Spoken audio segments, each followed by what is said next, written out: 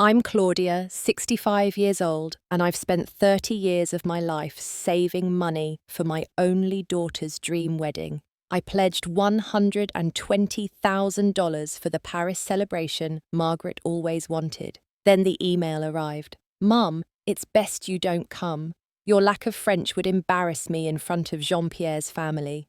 My heart shattered into 1,000 pieces. If you've ever felt betrayed by someone you sacrificed everything for, please let me know where you're watching from and subscribe to join me through this painful journey. Life wasn't always this complicated. When Margaret was 5, my husband Thomas died unexpectedly from a heart attack. One moment, we were planning our family vacation to Disney World. The next, I was planning a funeral and figuring out how to raise our daughter alone. The grief was overwhelming, but I had no time to properly mourn. Margaret needed me to be strong. I worked as a nurse during day shifts at Memorial Hospital, then waited tables at Giovanni's Italian restaurant 4 nights a week. My mother helped watch Margaret when I worked evenings, and somehow we made it work. Sleep became a luxury I rarely enjoyed, but Margaret never went without. That was my promise to Thomas and to myself. Despite our modest income, I was determined to give Margaret everything I could. When she turned 8 and became obsessed with ballet after seeing The Nutcracker, I found a way to afford dance lessons. I sewed her costumes by hand late at night while she slept, saving hundreds of dollars each performance season. When her friends went to summer camp, Margaret went too, even though it meant I picked up extra hospital shifts for months beforehand. By the time she reached high school, Margaret had blossomed into a beautiful, intelligent young woman who made me proud every day. She excelled academically, particularly in languages. French captured her heart during her sophomore year when a charming exchange teacher from Paris took over her language class. "Mum, did you know in France teenagers can order wine with dinner if they're with their parents?" Margaret would say, eyes wide with fascination at every cultural difference she discovered. Their school days are longer, but they get 2-hour lunch breaks. Isn't that amazing? I encouraged her passion, even though languages were never my strong suit. Math and science came naturally to me, which served me well in nursing, but I struggled with French pronunciation when Margaret tried teaching me. Still, I listened attentively to her practicing vocabulary around the house and purchased French films for us to watch together on our rare free weekends. "Your accent is so American, Mum," she would giggle when I attempted to repeat phrases back to her. I laughed along, never imagining those innocent comments would foreshadow what was to come. When Margaret was accepted to Westfield University with a partial scholarship to study international relations with a French concentration, I nearly burst with pride. The school was expensive, even with financial aid, but I had been saving diligently in her college fund since she was a baby. Between that and refinancing my modest home, we made it work. During her junior year, Margaret was selected for the prestigious Paris Study Abroad program. The cost was staggering, nearly $20,000 for a semester. But how could I say no to such an opportunity? I liquidated my small investment portfolio, originally intended as a cushion for my retirement, and sent her off with new luggage and a camera to document everything. The Margaret, who returned from France after 6 months, wasn't quite the same daughter I'd known. Her clothing style had transformed now, exclusively featuring European brands I couldn't pronounce. She spoke with subtle French inflections peppering her English and developed new habits like turning her nose up at the coffee I'd been serving her for years. "American coffee is like dirty water compared to what they serve in Paris cafes," she informed me one morning, pushing away the mug I'd prepared before my 6 a.m. shift. More concerning than these superficial changes was her new attitude toward me and our life together. What once seemed like good-natured teasing about my American accent evolved into genuine embarrassment. She corrected my pronunciation constantly and sighed dramatically when I mispronounced menu items at restaurants. "It's escargot, Mum. The T is silent. Everyone is staring at us," she whispered harshly during her welcome home dinner at a French bistro I could barely afford but had chosen specially to celebrate her return. Despite these changes, I told myself this was normal. She was growing up, finding herself experiencing the world. And most importantly, she had met Jean-Pierre Beaumont during her semester abroad. A law student from a prestigious French family, Jean-Pierre was everything Margaret suddenly aspired to be: sophisticated, worldly, and quintessentially European. When she showed me his photos, I had to admit he was handsome in a refined way, with carefully styled dark hair and tailored clothing that looked expensive even through a phone screen. Their romance blossomed quickly, continuing long distance after her return. Margaret spent hours on video calls with him, often speaking in rapid French that excluded me entirely from their conversations, even when I was in the same room. After graduation, Margaret announced she was moving to Paris permanently to be with Jean-Pierre while he finished his law degree. I helped her pack, drove her to the airport, and cried for hours after returning to my suddenly empty home. My daughter was living her dream, I reminded myself. That was worth every sacrifice. 2 years after Margaret moved to Paris, she called me at an unusual hour, her voice bubbling with excitement.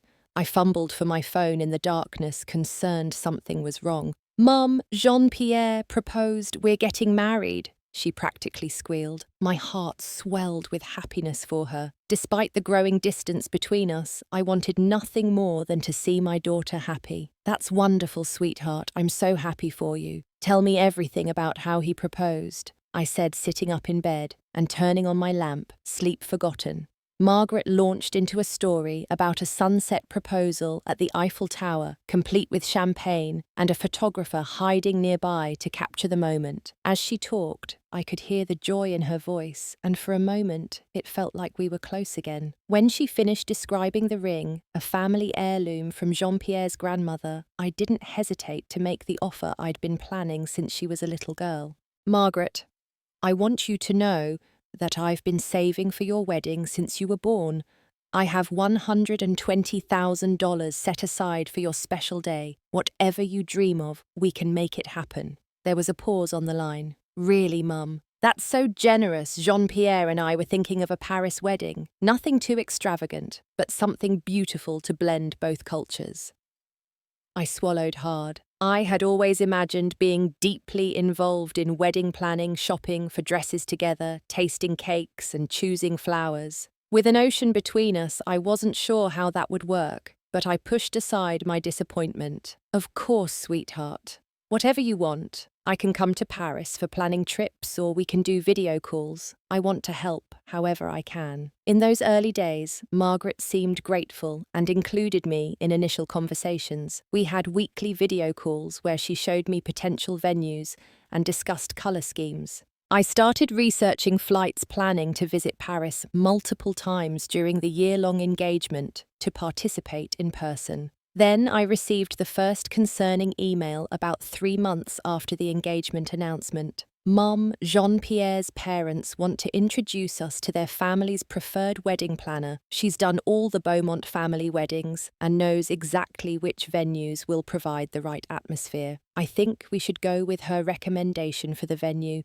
instead of the places I showed you. They have connections that can get us discounts." I felt a small twinge of disappointment, but responded supportively. It made sense to use family connections after all. The real trouble began when I finally met Jean-Pierre's parents during my first trip to Paris for wedding planning about 4 months into the engagement. Margaret had arranged dinner at a restaurant so exclusive that its name wasn't even displayed outside, just a small, discreet gold plaque with the letter L. From the moment I entered, I felt out of place, despite wearing what I considered my nicest outfit. A pantsuit I'd purchased specifically for the trip. I could feel eyes assessing me as the maitre d' led me to our table. Margaret, Jean-Pierre, and his parents, Vivienne and Pascal Beaumont, were already seated. Margaret's appearance shocked me slightly. Her hair, once a warm brown like mine, was now highlighted with expensive-looking blonde streaks. She wore a black dress that looked simple until you noticed the small designer logo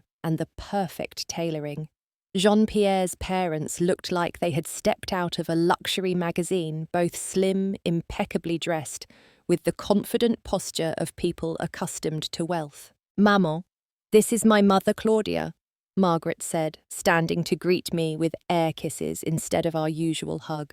"Enchantée," Vivienne said coolly, extending a hand adorned with a diamond ring that caught the light. "It's nice to meet you," I replied with a warm smile, taking her hand. "I'm so happy to finally meet Jean-Pierre's family." The elder Beaumonts exchanged a glance that I couldn't quite interpret. Pascal cleared his throat. "Margaret tells us you are a nurse. That must be rewarding," he said in accented but perfect English. "Yes, I've been a nurse for 30 years. I love helping people," I replied, settling into my chair as a waiter instantly appeared to unfold my napkin across my lap. "And will you be retiring soon?" Vivian asked, her tone suggesting that someone my age surely must be finished with working. "Not for another few years," I explained.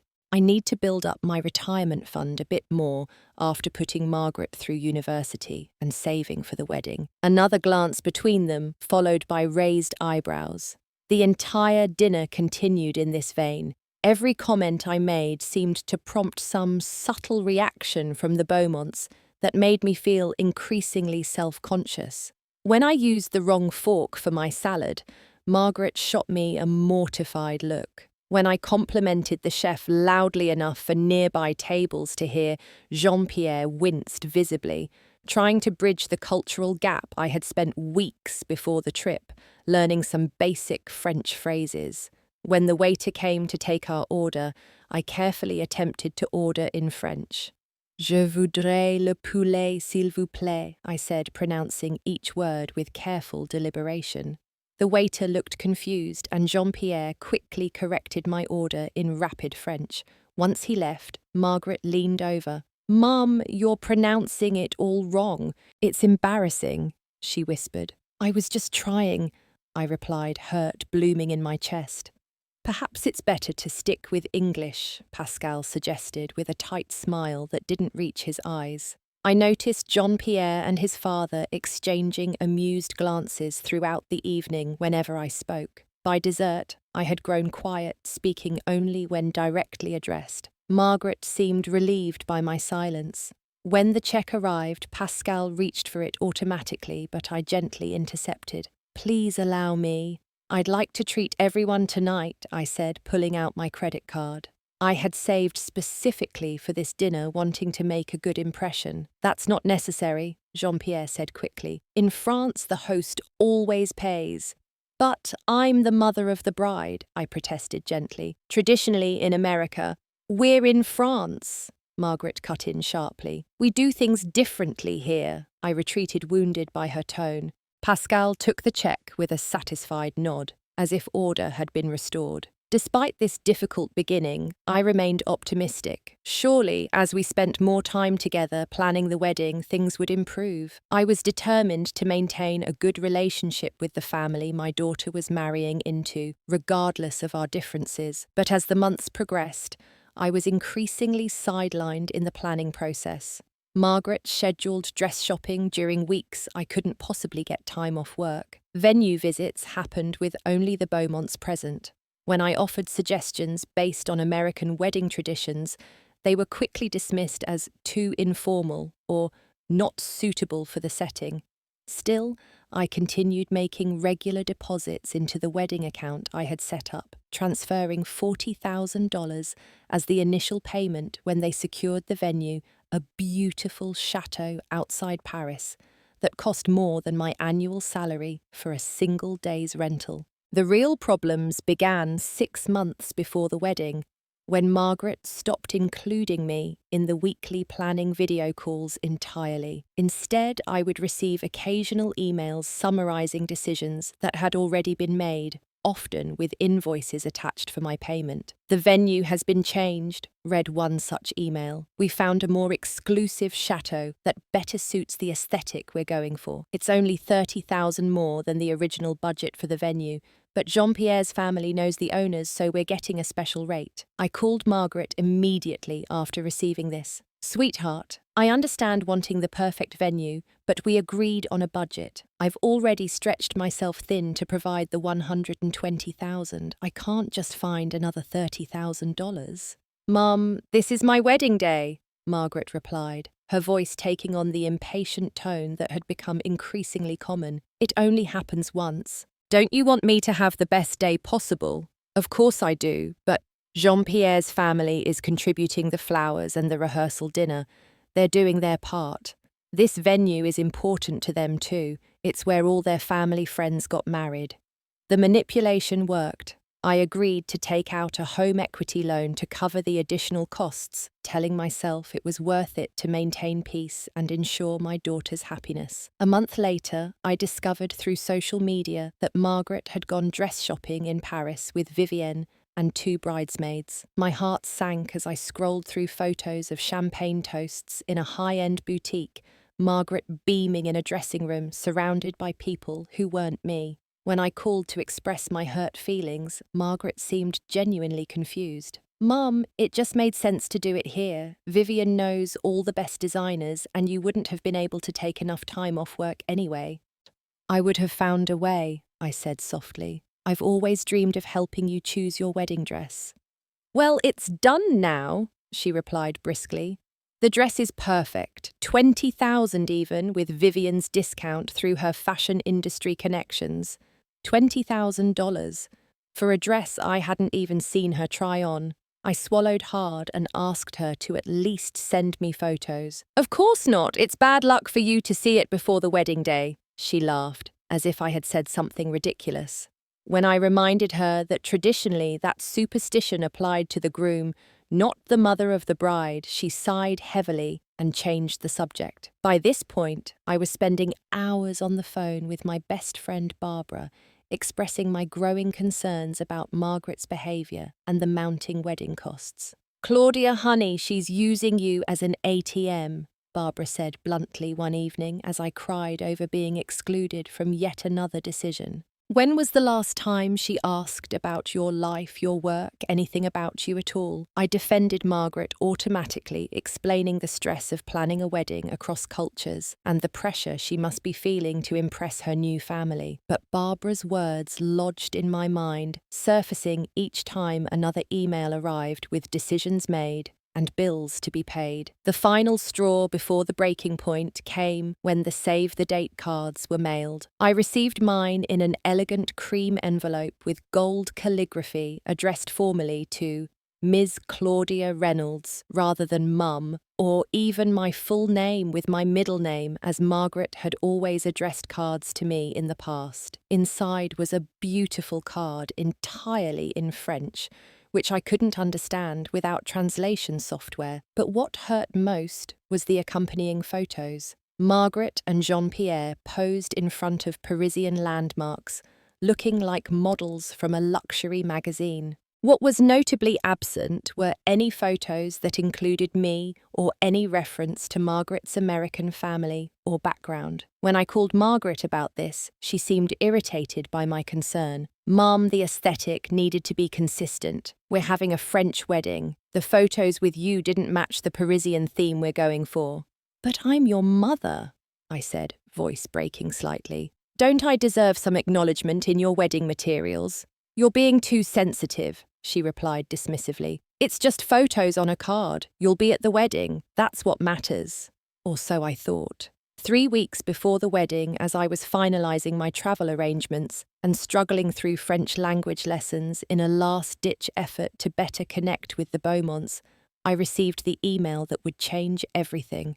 It arrived at 3:17 a.m. my time, and the notification sound woke me from sleep.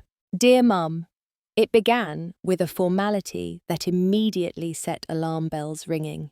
After much consideration and discussion with Jean-Pierre and his family, we have made a difficult decision regarding the wedding. While we appreciate all your financial support, we feel it would be best if you didn't attend the ceremony or reception in person. Your lack of French language skills and unfamiliarity with French customs would make interactions with our guests extremely difficult, and potentially embarrassing. Jean-Pierre's family has expressed concerns that your presence might create uncomfortable situations, particularly with some of the high-profile guests and family friends who will be attending. This is in no way meant to hurt your feelings, but rather to ensure that our wedding day proceeds smoothly without any cultural misunderstandings. We are planning to set up a live video stream so you can watch the ceremony and celebrations from the comfort of your home. We will need the final payment of $80,000 transferred by the end of this week to finalize payments with our vendors, Margaret and Jean-Pierre. I read the email 3 times in disbelief, each word cutting deeper than the last. My hands shook so badly I could barely hold my phone. Tears streamed down my face as the full impact hit me. My only daughter, for whom I had sacrificed everything for 30 years, was banning me from her wedding because I might embarrass her with my American ways and imperfect French. I called Barbara immediately, not caring that it was the middle of the night. She answered on the 4th ring, groggy with sleep, until she heard the devastation in my voice. "I'm coming over," she said firmly. "Don't do anything until I get there." I sat in my darkened kitchen, staring at the email until Barbara arrived 20 minutes later, still wearing pajamas under her coat. She read the email, her expression shifting from shock to outrage. "That ungrateful little—" she began, then took a deep breath. "Claudia, you need to cancel the payment. All of it, right now." "I can't ruin her wedding," I whispered, torn between maternal instinct and self-respect. "She's still my daughter, and you're still a human being deserving of basic respect," Barbara countered, sitting beside me and taking my hands. "Think about what this email is really saying. You're good enough to pay for everything, but not good enough to be seen at the event. That's not love, that's exploitation." I couldn't argue with her logic, but my heart still ached at the thought of causing my daughter pain. I spent the remainder of that night looking through old photo albums, tracing Margaret's journey from a gap-toothed child who couldn't bear to be separated from me to this unrecognizable woman who now found me an embarrassment. There was Margaret at 7, dressed as a nurse for Halloween, because she wanted to be just like me. Margaret at 16, proudly displaying the college acceptance letter we'd celebrated with ice cream sundaes. Margaret at 21, arms around me at her graduation before Paris, before Jean-Pierre, before she began to see me through the critical lens of her new social aspirations. I didn't sleep that night. As dawn broke, I made myself a strong cup of coffee and sat at my kitchen table, the email still open on my phone beside me. Something had shifted inside me during those dark hours. A lifetime of putting my daughter first had left me empty, and for what? To be cast aside when I no longer fit the image she wanted to project. With surprising steadiness in my hands, I made my decision. That morning, after Barbara had gone home and I'd had time to think clearly, I called my bank. The final payment of $80,000 was scheduled to process in 2 days. "I need to cancel an upcoming wire transfer," I explained to the bank representative, my voice calmer than I expected. "I can help you with that, Ms. Reynolds. Can you verify some information for me first?"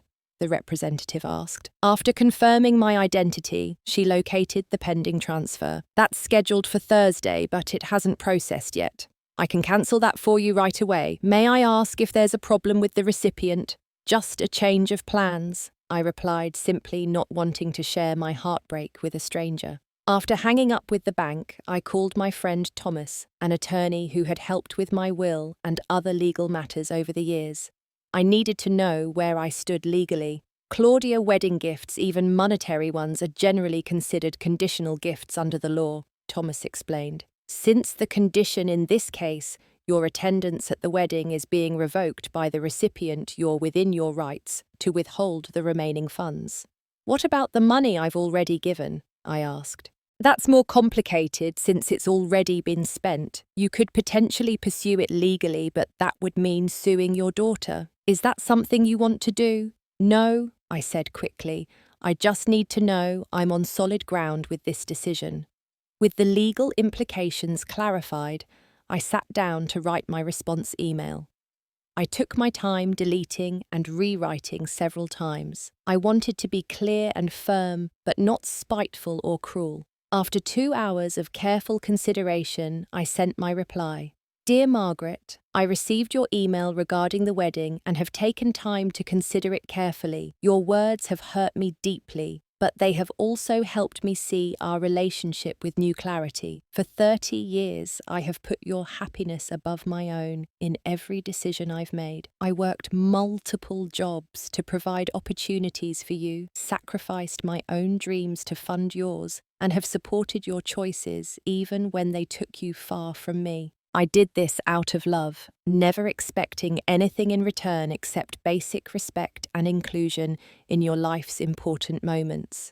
Your decision to exclude me from your wedding because my American background might embarrass you shows that respect is no longer part of our relationship. The money I saved for your wedding was always intended as a gift of love from a mother who expected to share in her only daughter's special day. Given the circumstances, I have cancelled the final payment of $80,000. The $40,000 already transferred is yours to keep, but I will be using the remaining funds to rebuild the retirement savings I depleted to support your education and wedding. If you reconsider and decide that having your mother at your wedding is important to you, regardless of my accent or cultural background, I would be happy to discuss reinstating the financial support. I will always love you, Margaret. I hope one day you'll understand that self-respect isn't something a parent should have to sacrifice, even for a beloved child. Mum, I pressed send and immediately turned off my phone knowing the response would be immediate and likely explosive. Instead of waiting anxiously, I asked Barbara to come over again, and we spent the day at a local spa. For the first time in years, I focused on my own well-being rather than Margaret's demands. My landline began ringing incessantly that evening. My sister called to say Margaret had contacted her in a panic. Various relatives reached out, some supporting my decision, others urging me to reconsider for the sake of family harmony. You've done nothing wrong, Barbara reassured me as I wrestled with doubt. Sometimes the most loving thing a parent can do is establish boundaries. Margaret needs to learn that relationships aren't transactional. That night, I slept soundly for the first time in weeks, a curious sense of peace settling over me despite the storm I knew was brewing. I had spent a lifetime being the bigger person, smoothing over conflicts, putting others first. This time I had chosen myself, and while the decision brought pain, it also brought an unexpected sense of liberation. The next morning I woke to the sound of furious knocking on my front door. I opened my front door to find Margaret standing there, her face blotchy from crying, designer sunglasses pushed up on her head. Behind her, a rental car idled in my driveway. I hadn't seen my daughter in person for nearly a year, and despite everything, my heart leaped at the sight of her. My arms instinctively opened for a hug, but she pushed past me into the house. "How could you do this to me?" she demanded, whirling to face me in my small entryway. "The venue is going to cancel if we don't pay the balance in 48 hours. I closed the door quietly and took a deep breath, reminding myself of the boundary I had set. "Hello to you too, Margaret. I'm surprised to see you here, when just yesterday I wasn't even welcome at your wedding." "This isn't funny, Mum. Everything is falling apart. Do you have any idea what you've done?" Her voice rose with each word, hands gesticulating wildly. "I think I do," I replied calmly. "I've stopped enabling behavior that hurts me deeply. Would you like some coffee? If we're going to have this conversation, we might as well be comfortable." Margaret looked taken aback by my composure. She had expected tears, apologies, perhaps immediate capitulation. Instead, I walked past her to the kitchen and began preparing coffee with steady hands. "I don't want coffee," she snapped, following me. "I want you to fix this mess you've created." I turned to face her, leaning against my kitchen counter. "The mess I created, Margaret. You banned your own mother from your wedding because I might embarrass you with my accent. After I worked multiple jobs for decades to give you everything, after I emptied my retirement account to pay for your education, after I promised $120,000 for your wedding, and I'm the one who created a mess.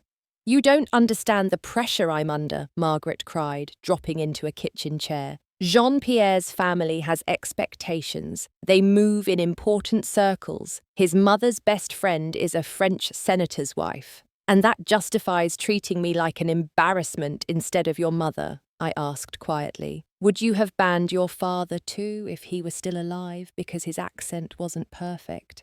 The mention of her father seemed to hit a nerve. Margaret's face crumpled slightly.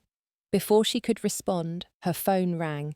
She answered immediately, speaking rapid French, her tone apologetic and stressed. I could hear a male voice on the other end, loud and agitated. It's Jean-Pierre, she said, covering the mouthpiece. He wants to talk to you. I shook my head. This is between us, Margaret. Not him, not his family. Just mother and daughter. She uncovered the phone. She won't talk to you right now, she said in English, then listened for a moment before handing the phone to me anyway. Please, Mum, just talk to him. Reluctantly, I took the phone. Hello, Jean-Pierre. Claudia, he began, his accent making my name sound almost unrecognizable. There seems to be a misunderstanding. Margaret was only thinking of your comfort when she suggested you might prefer watching from home. The language barrier would be difficult for you. That's not what her email said, I replied evenly. It said I would embarrass her and create uncomfortable situations for your family. A brief silence followed. Perhaps something was lost in translation, he attempted. But regardless, we need the final payment immediately. The chateau requires full payment within 48 hours, or they will cancel and keep the deposit. That's unfortunate, I said, surprising myself with my continued composure. But as I explained to Margaret, the money was a gift predicated on being part of the celebration. Since I'm no longer welcome, the gift has been withdrawn. Can't you see how much this is hurting Margaret? His voice took on an edge of frustration. If you truly loved your daughter, don't you dare question my love for my daughter. I interrupted, a flash of anger finally breaking through. I have demonstrated my love through sacrifice and support for 30 years. Love doesn't mean allowing yourself to be disrespected. I suggest you speak with your own parents about contributing more if the venue is so important to you. Jean-Pierre's tone turned cold. My parents have already contributed generously to aspects of the wedding that reflect proper French standards. They should not have to cover costs typically handled by the bride's family. And there it was, the truth behind the polite veneer. I was useful for my checkbook, nothing more. I need to speak with my daughter now, I said firmly. Goodbye, Jean-Pierre. I handed the phone back to Margaret, who had been watching the exchange with wide eyes.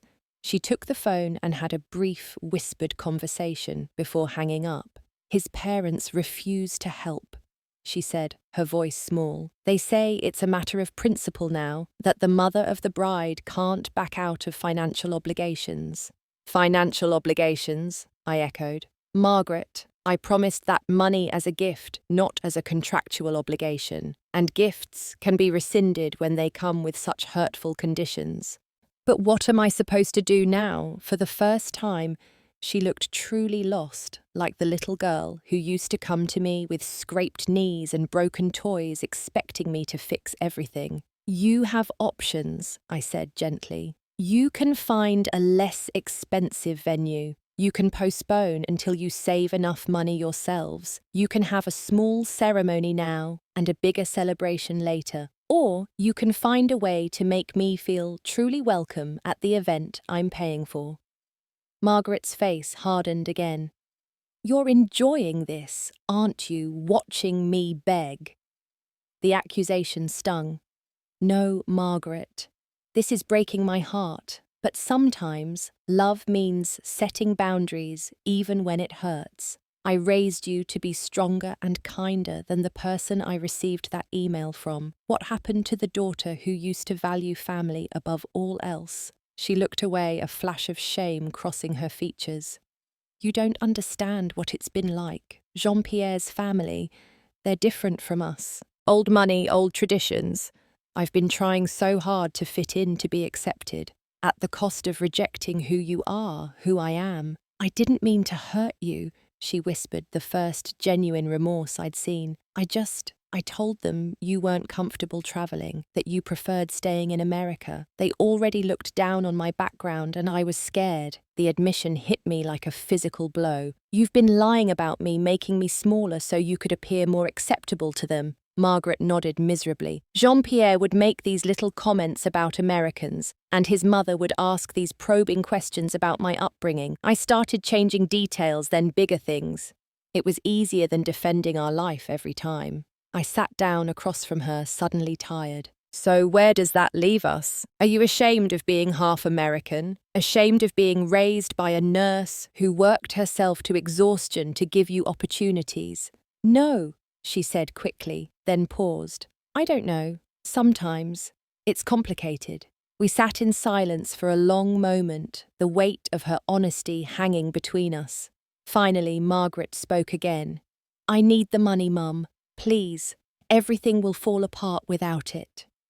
I could feel myself wavering, the maternal instinct to rescue her from distress nearly overwhelming my resolve. But something kept me firm. The knowledge that giving in now would only reinforce that my feelings were secondary to her desires. I can't do that, Margaret. Not under these circumstances. I deserve better than to be your secret shame. Her face hardened again. Fine. I'll figure something out. I always do. She stood abruptly, grabbing her purse. Jean-Pierre was right about you all along. And what did Jean-Pierre say about me? I asked quietly. That Americans only understand money and convenience, that you'd use the wedding funds to control me. The unfairness of the accusation left me speechless. Margaret took my silence as an opportunity to make her exit, slamming the door behind her. I remained at my kitchen table, tears finally falling now that I was alone. Through mutual friends and social media, I learned that Margaret and Jean-Pierre ended up having a much smaller ceremony at the local mairie, the French equivalent of City Hall. Jean-Pierre's parents had eventually contributed a minimal amount, enough for a modest reception at a local restaurant. The elaborate chateau wedding had been cancelled. Margaret posted carefully curated photos online, smiling beside her new husband and in-laws, no mention of the drama or any acknowledgement that her mother wasn't present. To all outward appearances, everything was perfect in her new French life. I sent a card and a small gift, a silver picture frame with our family motto engraved at the bottom, "Love bears all things." She never acknowledged receiving it. The 6 months following Margaret's wedding were some of the most difficult of my life, but also unexpectedly transformative. For 30 years I had defined myself primarily as Margaret's mother, making her needs and happiness the centre of my universe. With that relationship fractured, I was forced to rediscover who Claudia Reynolds was beyond her role as a mother. The first month, I moved through grief like sleepwalking. I went to work, came home, and often found myself staring at old photographs, wondering where I had gone wrong. Barbara checked on me daily sometimes, bringing dinner, other times just sitting with me in understanding silence. "You need to use that money for yourself," she said one evening in August, about a month after the wedding. "Take a trip. Do something you've always wanted to do but put off for Margaret." The suggestion felt almost sacrilegious at first. That money had been mentally earmarked for so long that using it for myself seemed impossible. But the idea took root, quietly growing, until I found myself browsing travel websites late one night. I had always wanted to see Italy. While Margaret had been obsessed with French culture, I had been drawn to Italian art music and cuisine. Thomas and I had planned to visit Venice for our 15th anniversary, but he died before we could make the trip. Somehow, in the years of raising Margaret alone, I'd never revisited the dream. In September, I booked a 3-week tour of Italy for the following month. When I showed Barbara the itinerary, she clapped her hands in delight. Venice, Florence, Rome, Claudia. This is perfect, and October is a beautiful time to visit fewer tourists. The trip changed something fundamental in me. Walking alone through ancient streets, sitting in cafes, without having to rush back for anyone else's schedule, making friends with other travelers in my tour group. I discovered a sense of freedom I hadn't experienced since before Margaret was born. I met a group of women from Australia who were also travelling without partners, and we formed an instant connection. We shared meals, swapped life stories, and promised to stay in touch. For the first time in decades, I made friendships that were just for me, not connected to my role as Margaret's mother or as a nurse at the hospital. When I returned home, I continued this journey of rediscovery. I signed up for pottery classes I'd always been interested in, but never had time for. I joined a hiking group that met on weekends. I even went on 2 awkward but ultimately amusing dinner dates with a widower from my church. Alongside these new experiences, I also sought help processing the pain of Margaret's rejection. Weekly therapy sessions helped me understand that my self-worth couldn't be tied to my daughter's approval or choices. Dr. Rivera. My therapist gently challenged my tendency to accept blame for Margaret's actions. "You didn't create her behaviour," she reminded me during a particularly difficult session. "She's an adult making her own choices. You can love her without accepting mistreatment." As the holiday season approached, the silence from Margaret became more painful. Thanksgiving passed without a call.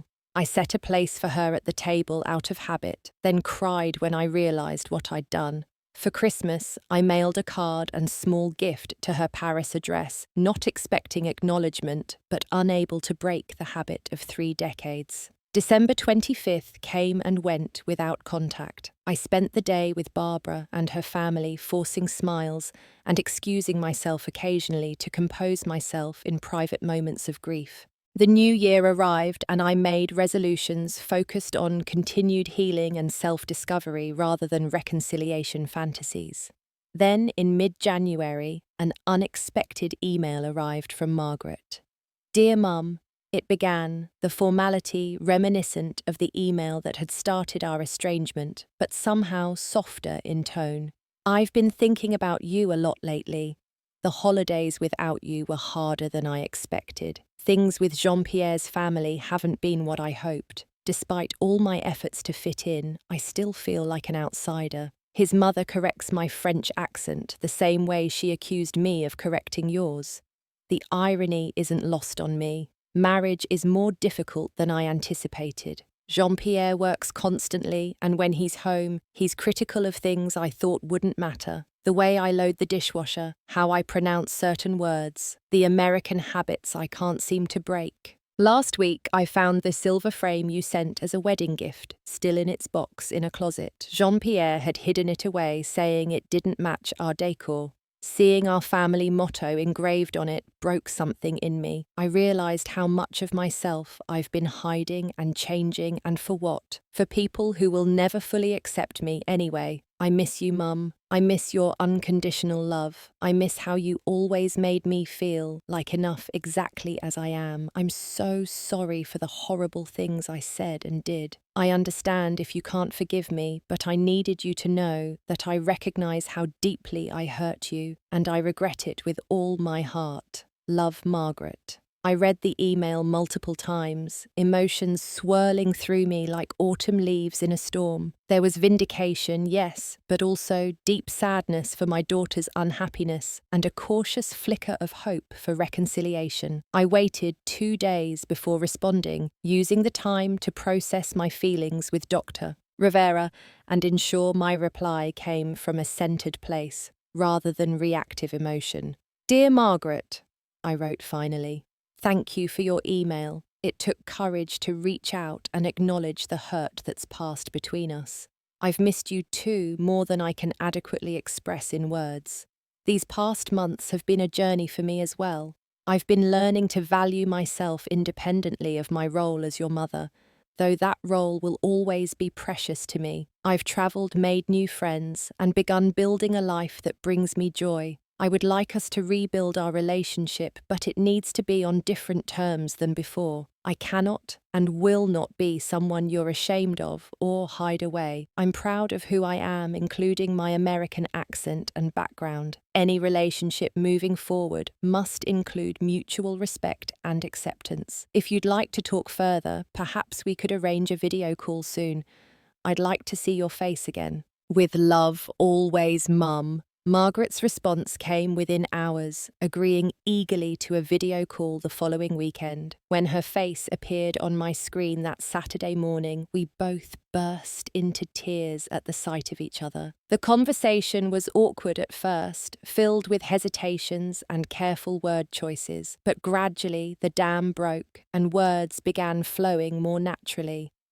Margaret shared more details about her struggling marriage and the constant pressure she felt to be someone she wasn't.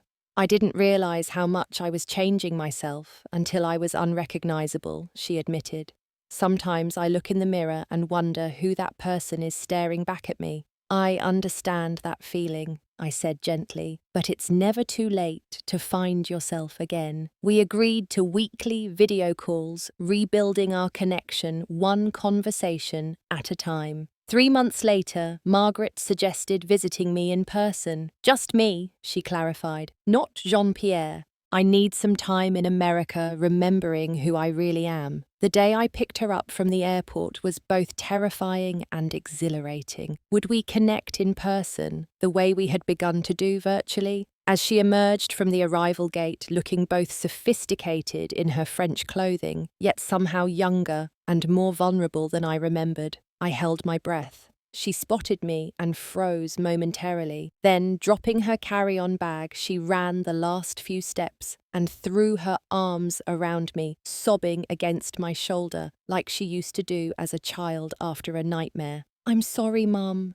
she whispered against my neck. "I'm so sorry." "I know, sweetheart," I replied, holding her tight. "I know."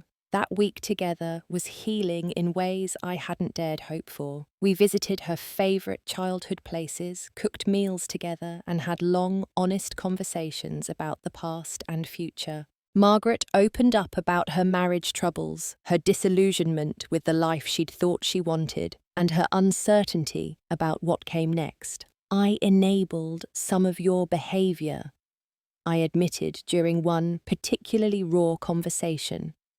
"I was so determined to give you everything that I never taught you the value of what you had. That's on me." "No, Mum," Margaret shook her head firmly. "I was an adult making choices, bad ones. You loved me the best way you knew how." By the time Margaret returned to Paris, something fundamental had shifted between us. The relationship wasn't fully healed. Such deep wounds take time. But we had laid a new foundation based on honesty and mutual respect rather than expectation and obligation. Margaret went back with a clearer sense of herself and the determination to either fix her marriage on more equal terms or find the courage to leave it. I remained in my evolving life, continuing to discover new joys and possibilities I'd never imagined for myself at 65.